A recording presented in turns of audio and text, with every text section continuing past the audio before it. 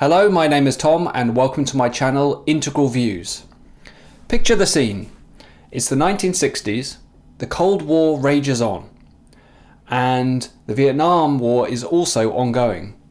The youth are disillusioned with these constant national conflicts. It's not long since the end of the Second World War. And in that context, along come the Beatles with their idealistic ideology of all you need is love. So what did that bring to the world? Well, the Beatles brought postmodern relativism. They came bearing gifts of ideologies such as all you need is love, imagine that there's no borders, that was John Lennon, and we're citizens of the world, something that they said. So I hope you like my little cartoon. I'm most certainly not an animator. We can see little Keir Starmer and little Tony Blair there on the pier, very happy to see the Beatles coming in a dark world, showing some light for them. So Tony Blair in particular looks very interested in this world citizens concept. Of course, the Beatles bring with them a yellow submarine built out of idealistic ideologies. All you need is love, equal outcomes, imagine no borders, no fighting. Those kinds of fantasy views, those idealistic ideologies. And we represent that with their yellow submarine.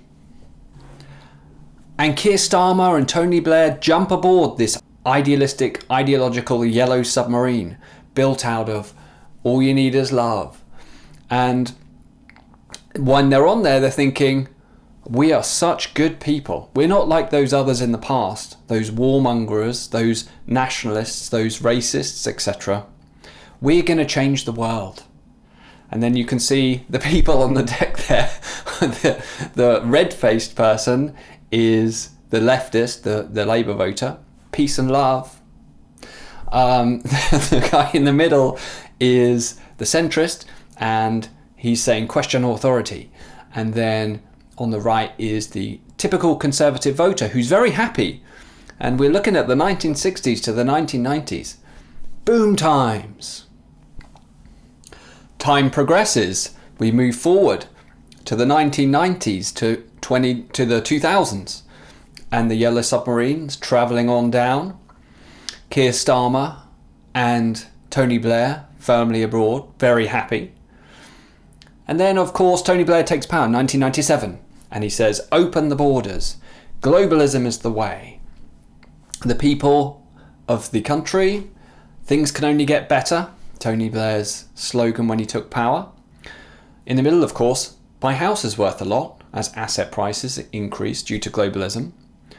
And the Conservatives kind of confused. What's going on here? And the yellow submarine travels ever further into the depths, and it's the 2000 to 2010s. And on shore, equity for all. And my house is worth a lot, again. And WTF. Tony Blair, free markets, open borders, global human rights, globalism. Keir Starmer's watching all of this in the yellow submarine, and he's thinking, hold my beer. The yellow submarine travelling even deeper.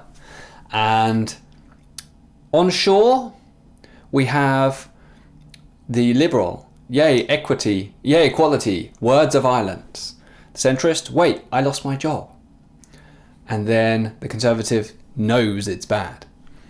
So Keir Starmer representing all of the current things, taking the knee for BLM, DEI, critical race theory, women can be men, can be women, can be men, can be women, equality of outcome over equality of opportunity. And Tony Blair, he's out. It's a bit too rich for his blood. He's out. He's done his work. He's prepared the groundwork. And Keir Starmer's going to take that baton and run right down into the depths with it. Well, it is now the 2020s going on to the 2030s. Keir Starmer's in charge now. Up on shore, We've got the Chinese battleship that's arrived, because of course they haven't been building and living in yellow submarines, they've been building battleships. Keir Starmer down in the depths of the ocean, you can see that his submarine is now cracking up under the pressure of reality, but he is going to persist. Patriotism is racist, you're all far-right fascists, obey or go to jail. Up on the pier, everybody in society knows this is not right. Even on the left, you've gone too far. Things aren't great up here.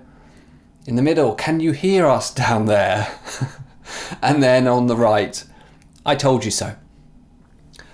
Now, of course, maybe Keir Starmer might not have been a fan of the Beatles, and he was very young at the time. In any case, there are examples. This was a social movement. This was an unfolding ideological kind of movement that occurred that really can be summarised as postmodern relativism that has moved through society in many countries around the world. So a lot of people adhered to this, and it was really a response to all of the major wars in history, and in a sense also the I would say unbridled kind of free market capitalism, or those predatory type of capitalist practices dating back hundreds of years. So yeah, the idea is, well, everything is possible, and all you need is love. It's just basically this fantasy of everything can be great, we can all live together, and things can only get better. But unfortunately, things can't only get better, and love is not all you need, because we don't live in a world which is this fantasy world that's being created, this yellow submarine of idealistic ideology. And in a strange sense, you can even see that within John Lennon's own life. He got involved with Yoko Ono. From my perspective, Yoko is clearly a little bit of a manipulator, right? But he couldn't protect himself because he couldn't even identify it, and and then she ended up screeching over Beatles songs in their studio. Can't say no, because you're just so nice and everything's so nice. But unfortunately, reality doesn't work like that. So, and we're seeing the consequences. This is a serious issue, because this ideology has been in power for a long time. And of course, it's not all people of that generation. Some of them may have been involved in it in their youth and moved out of it. I think a lot of people that applies to. But certainly, it came into power in 1997 with Tony Blair, and it was really this kind of globalist movement. There's various flavours, I won't go into huge detail, but really it was this globalist idealistic movement that the world is just a really super nice place, and we basically don't need to be concerned about nationalism is incredibly bad. Nationalism should not be done, and that came out of our history with world wars, etc. But of course, it threw the baby out with the bathwater. It threw, the strong cultural identity and importance of that in the nation state out with the "we don't want to go to war" bathwater. So let's have a look at some details around how that actually manifested in terms of outcomes in the UK in particular, but same is kind of true around the world. All right, let's have a whistle-stop tour of what postmodernism actually is by looking at some of the core tenets and key features. Originated in the 1960s. Rejection of grand narratives. Doubts universal ideologies, progress, science or reason as ultimate truths, as described by Jean-Francois Lyotard. Relativism. Truth and meaning are seen as subjective, context-dependent and constructed rather than absolute. So think about it like we get to the point of Newtonian physics and objective views of reality through science, and then postmodernism comes along and goes, no, that's all subjective, you've got to consider the subject's only true from a certain point of view, there is no real truth, it's all just one big kind of, it's all to do with your perspective, your truth, everybody's truth, right? Sound familiar? Fragmentation embraces non-linear narratives, ambiguity and multiplicity over cohesive structures. So it really doesn't like rules and structures.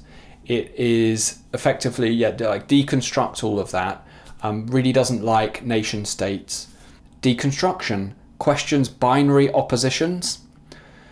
Good, evil, male, female, so gender ideology. inspired by thinkers like Jacques Derrida. And that's postmodernism in a nutshell. Now, in terms of legislation, how did postmodern relativism manifest within British law? Well, Tony Blair put in place the Human Rights Act 1998 that was basically us taking the ECHR and then the European Court of Human Rights legislation and putting it into British law. And the way that I think about this, right, is that if you think about a nation like a house, and so it's your house, it's your home, you're paying the mortgage, right? And someone breaks into your house and then they're just there. And what the ECHR says, what the Human Rights Act says, even though you're paying the mortgage, it's your house, you built it, or whoever built it, right? You paid for it, you're paying for it, maybe you're doing all the work for it, but you have to treat everybody in the house the same. Even if they broke into the house, everybody has to be treated the same. They have to have the same breakfast, they have to have the same beds and all of that kind of stuff. So effectively, this is how these globalist ideologies started to manifest within our legislation. They deprioritized nation state. You're no longer allowed to make a preference around citizens and people who've contributed. And effectively, by doing that, it eroded fairness. It eroded a rules-based order and also nation state identity to be replaced by this world-centric identity. As the Beatles said, we're citizens of the world. That's where it started, and it's been running through our ideological systems, our institutions ever since, manifest by those who grew up in those times when the Beatles were very influential.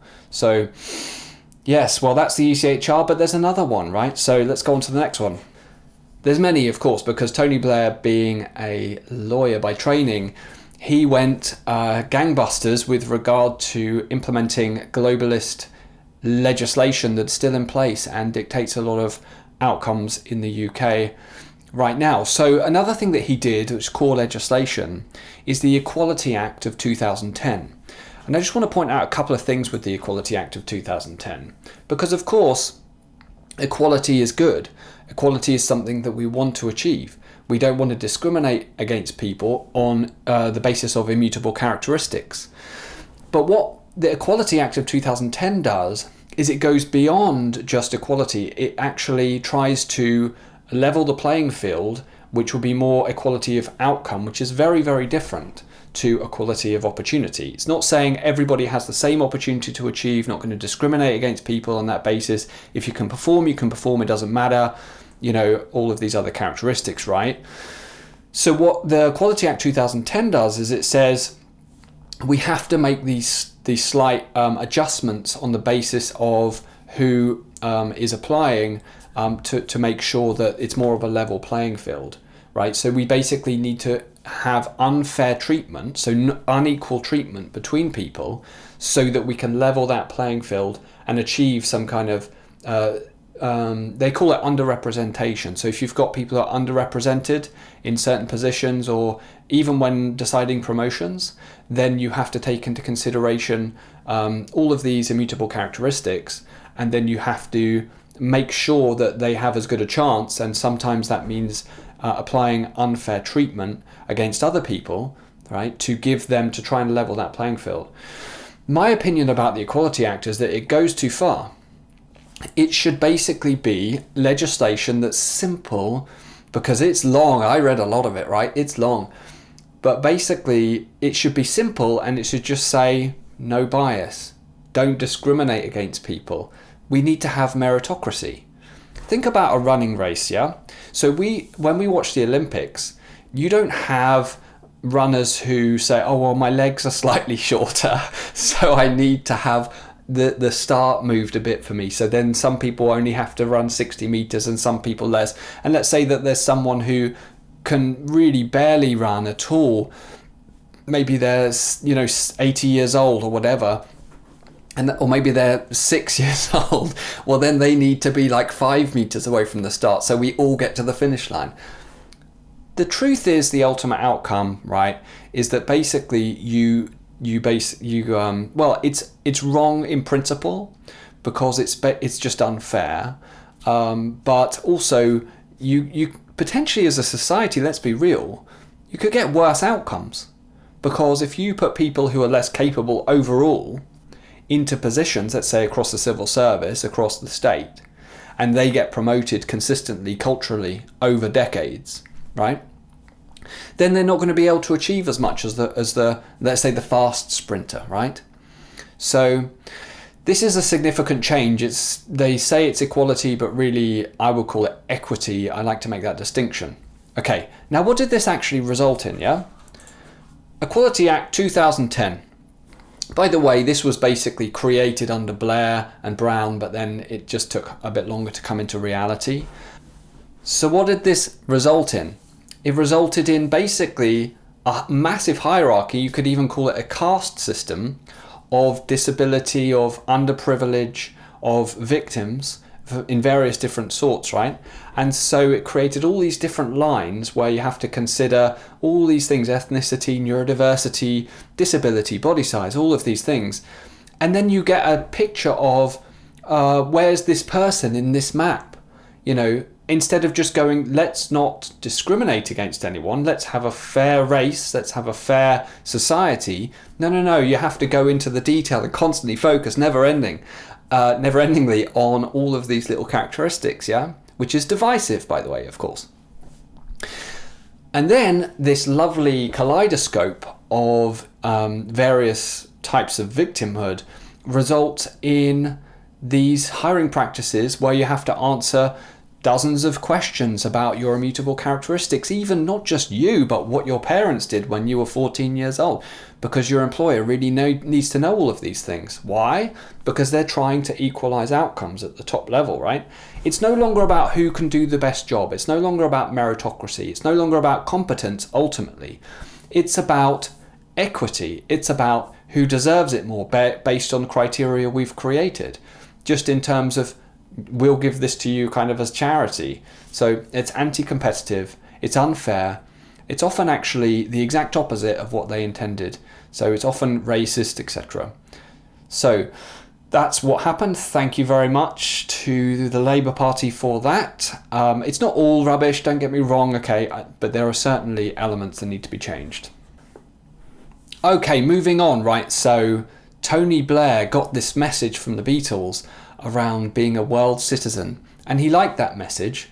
It wasn't just him, of course. This is an unfolding movement. This is a viewpoint that was held across the country that moved out from this very strong nation state identity that caused wars, etc., and then moved into this globalist mentality, very much among our elite, our leaders, and less so among working people. But nevertheless, it was kind of an ideology that took hold. It's not just Keir Starmer and Tony Blair and the Beatles, right? So anyway, what happened, right? So Tony Blair's got this thing in his mind of world citizens, right? Let's be done with borders. Let's all work together. One big cooperative mankind all working together, okay? And what happens? Well, you can see in this chart what happens. I can put a red line where Tony Blair was took charge, okay? And so he opened the borders, not immediately, but over time. So he took charge, and then what this chart shows is output per hour worked, percentage change. So this is the percentage of change year on year. I think this is quarter actually, so quarter on quarter. What's the percentage change of the economic output for every hour worked within the economy? And what we see since Tony Blair took office is down, down, down, down. Prior to that, so this chart starts in 1972. It was bouncing around, of course, but it was pretty kind of linear, pretty straightforward. But then Tony Blair came in charge, and then we saw a different trend immediately, and ever since, and increasingly actually, if you look at the last few years, it's looking incredibly worrying. We have that big blip, which is COVID, etc., and we see the big downward trough in 2008 for the financial crash. But effectively what this means is that for every hour that's worked in the economy by people, you have less economic output, right? So the economy, the people, are less productive. Why would that be? Well, 2004, what happened was something called A8 accession. So we were part of the EU, and 2004 In 2004, 8 countries joined in the CEE. Czech Republic, Estonia, Hungary, Latvia, Lithuania, Poland, Slovakia, Slovenia. So when this happened, the UK's policy choice, unlike most existing EU nations, the UK, with Ireland and Sweden, just us it seems, opened its labour market immediately on the 1st of May 2004. Just by the way, there were warnings. I think Jack Straw gave a warning. There were a couple of warnings. They said, you can't do this. It's going to cause issues, right? So there were warnings there. But UK officials circulated estimates of between 5,000 and 13,000 net migrants per year from those countries. Well, it actually turned out to be 1 million registrations by 2011. So in 7 years, 1 million, way more than between 5 and 13,000 a year. So they made a bit of a mistake there, didn't they? So effectively, what this kind of means is that companies could then expand and they could grow without innovating, without improving processes. So they started to become increasingly reliant on people coming in who would accept lower wages, and then just a proliferation of low-skilled jobs. Then you've got all those low-skilled jobs in the economy. Still, the kids still have to go to school, NHS appointments still have to happen, all of the public services still have to happen, but the output's lower and lower and lower, and you see that in that chart ever since Tony Blair took office, and it's continuing and now getting worse with Labour back in power. Okay, and during that time, of course, net migration increased dramatically. I'll show you this chart here. Tony Blair took office 97, and then up and up and up, and then really up with Boris Johnson toward the end there. But it's a change of trajectory, right? And it all happens at this time. So they absorb this ideology, this globalist ideology in their youth, and then they implement it finally in 1997, and then everything changes. Now, as part of this globalized kind of idealistic vision and fantasy that Tony Blair and many others had, was opening capital markets, making markets much more free. So that's what they did. So this chart here shows median earnings to house price. So the average house price in the UK and the average wage over the year, right? So 1997, when Tony Blair took office, the average house was worth 3.5 times the average annual wage in a year. And then now, basically, house prices are 7.5 times, but they spiked. They went all the way up to 9 times the annual wage. It means that houses are unaffordable, basically. It's completely changed everything, and it's all of these things are connected. The whole world changed. 1997 was the point where it changed. We also saw a proliferation of new primary acts and the length of primary acts. So how much legislation is put in place, and how big is the total statute book, all of the laws and statutory instruments that are in place across the UK that companies have to adhere to and people have to adhere to. So I found this House of Commons library document, Acts and Statutory Instruments, and there's a couple of charts in here that I thought were kind of interesting. By the way, something that is typical of this government is that you can't actually find anywhere a chart that shows the total number of pages within primary legislation and statutory instruments in our legal system anywhere. So they don't track it. It doesn't exist. What they do track is a couple of other things. So we've got total pages of acts and statutory instruments, selected years, and this is just what they're adding. So this is just what they're adding every year on top, layer, right? So you can see in 1911 it was low, very, very low, and then it just moved up and up and up, and then by 1986 was it around 4,000, I guess, and then Tony Blair took office and we're just going up and up, we're skyrocketing up. We are generating a lot of pages of legislation for sure. Then this next chart, it shows average number of pages in UK government acts. And you can see that the average amount of pages per act that goes forward, that gets implemented, has been increasing. Look at that. So as we get to 1997, it's been going up a little bit, but then it goes way up and stays way up. So yeah, this is basically this change of how we're operating. We're writing loads and loads of legislation. Last chart on this. This is an estimate because this data isn't available. So, nowhere is this officially available. I think this would be really good to have available. I don't see why it's impossible. But basically, this is an estimate of the total size of the UK statute book. This is all of the primary acts and the statutory instruments. That's like secondary legislation. It's a major issue, by the way, but I won't get too deep into it. But basically what this shows is that estimated, the best estimate, is that in 1950, it was around 40,000 pages total of legislation, right? And now it's 155,000 pages that dictates everything that you can do and how you do it for businesses. Now, what does this result in, yeah? Well, this results in us having the world's most expensive nuclear power plant that we're still building at the moment, right? And that is 2 to 3 times the price than nuclear power plants in Asia.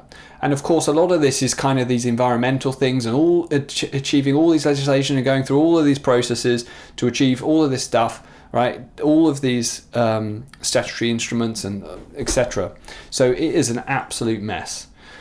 Document counts are up for new nuclear power plants. So Hinkley Point C is an old plant that we made, was 1,001 documents total. Sizewell C, which is the new one, 4,378. It's a bit small on my screen.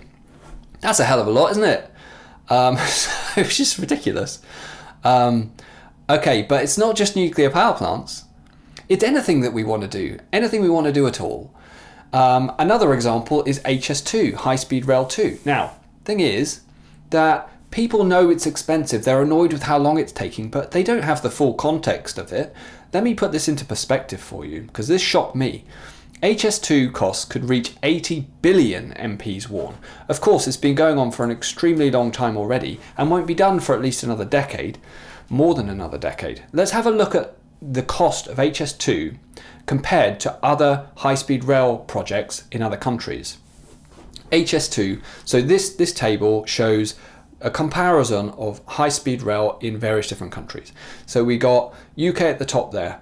Where I want to focus here is the cost per kilometre, right, in pounds. This is inflation adjusted, by the way. So for when those historical high-speed rail lines were created in other countries, I've adjusted it for inflation.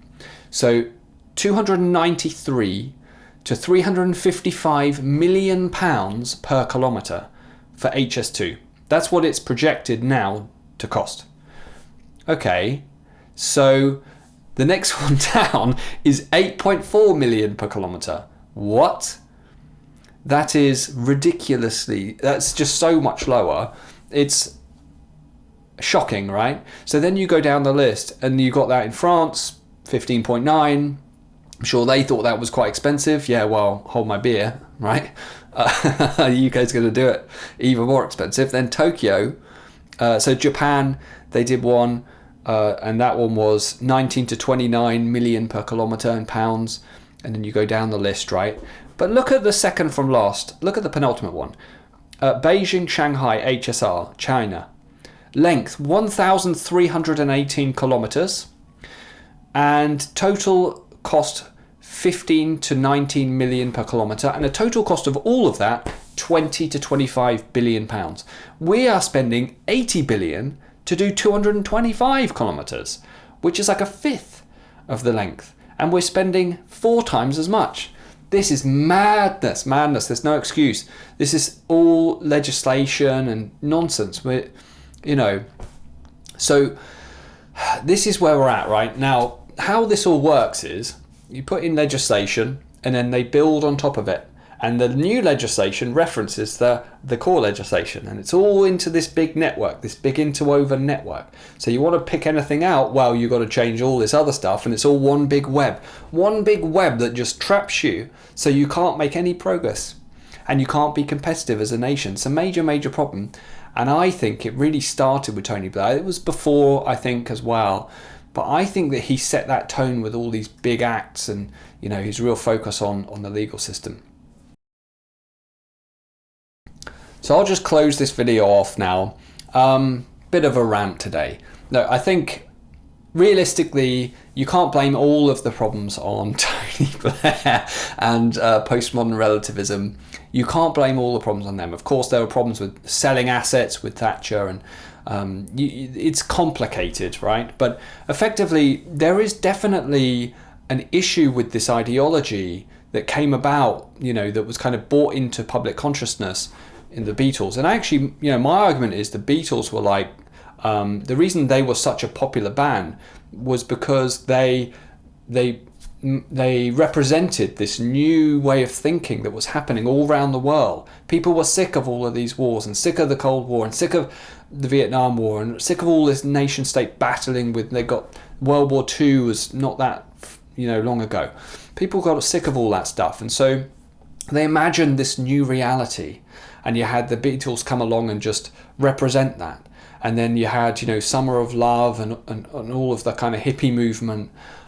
So, I think ultimately all of that's not bad either, of course.